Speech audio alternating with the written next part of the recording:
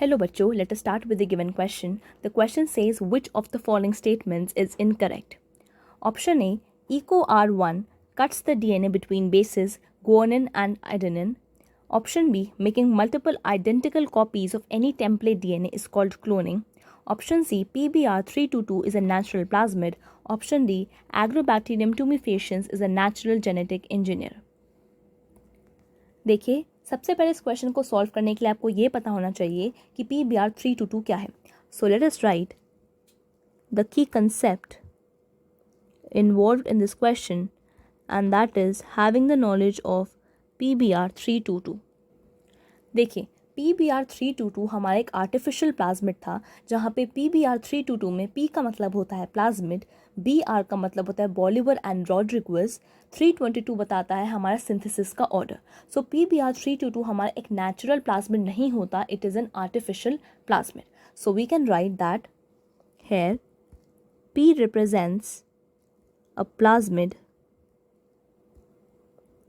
BR stands for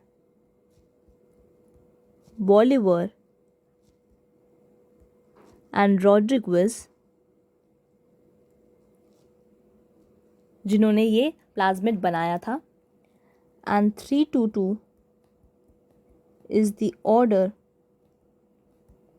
of synthesis. Also, PBR322 क्या है? It is an artificial plasmid. Now let us start with the options. Option A कहता है EcoR1 cuts the DNA between bases guanine and adenine. देखिए, ये एक true statement है कि जो EcoR1 होता है वो DNA को कट करता है. हमें पता है EcoR1 क्या है, एक रिस्ट्रिक्शन एंजाइम है, एंड रिस्ट्रिक्शन एंजाइम का क्या काम होता है? DNA को कट करना. तो EcoR1 हमारे DNA को कट करता है दो बेसिस के बीच में, and that is guanine and adenine. यानी एक 6 बेस पेयर्स के रिकॉग्निशन सीक्वेंस को ये आइडेंटिफाई करता है, जहाँ पे गुआनिन और एडेनिन के बीच में EcoR1 कट कर देता है DNA को. सो G stands for guanine and A stands for adenine. So that means option A एक correct statement है, and हमें incorrect बताना है, तो ये option नहीं हो सकता. Now option B says making multiple identical copies of any template DNA is called cloning. देखिए, क्लोनिंग का मतलब होता है कॉपीज़ बनाना, और टेम्पलेट डीएनए होता है वो डीएनए जिसका इस्तेमाल हम करते हैं कॉपीज़ बनाने के लिए.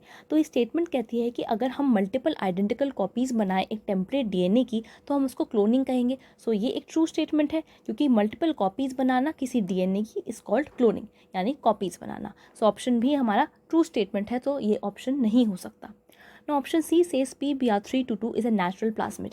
हमें पता है PBR322 एक आर्टिफिशियल प्लाज्मिड था, क्योंकि वो लैब में प्रिपेयर किया गया था. सो ये हमारा करेक्ट स्टेटमेंट नहीं है. सो हमारा करेक्ट ऑप्शन होगा option C. And option D says Agrobacterium tumefaciens is a natural genetic engineer. देखिए, एग्रोबैक्टीरियम tumefaciens को हम एक नेचुरल जेनेटिक इंजीनियर क्यों कहते हैं?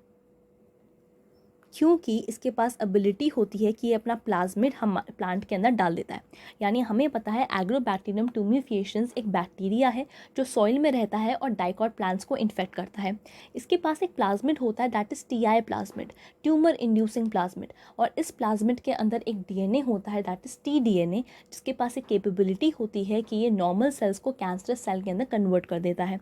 तो एग्रोबैक्टीरियम tumefaciens एक नेचुरल जेनेटिक इंजीनियर की तरह काम करता है, क्योंकि ये कन्वर्ट कर देता है एक प्लांट के जीनोम को by transferring its own DNA, that is known as a tDNA और ट्रांसफर्ड DNA. सो ये क्या ट्रांसफ़र करता है? tDNA और दी ट्रांसफर्ड DNA. सो हमारा ऑप्शन ए करेक्ट स्टेटमेंट नहीं हो सकता, ऑप्शन बी में नहीं हो सकता, क्योंकि क्लोनिंग का मतलब क्या होता है? कॉपीज़ बनाना. सो हमारा करेक्ट होगा option C, that is PBR322 is a natural plasmid. And option D भी नहीं हो सकता, क्योंकि एग्रोबैक्टीरियम tumefaciens को हम एक नेचुरल जेनेटिक इंजीनियर बोलते हैं. सो हमारा करेक्ट ऑप्शन होगा option C, that is PBR322 is a natural plasmid is the required answer for the given question. Hope understood the question well. All the best.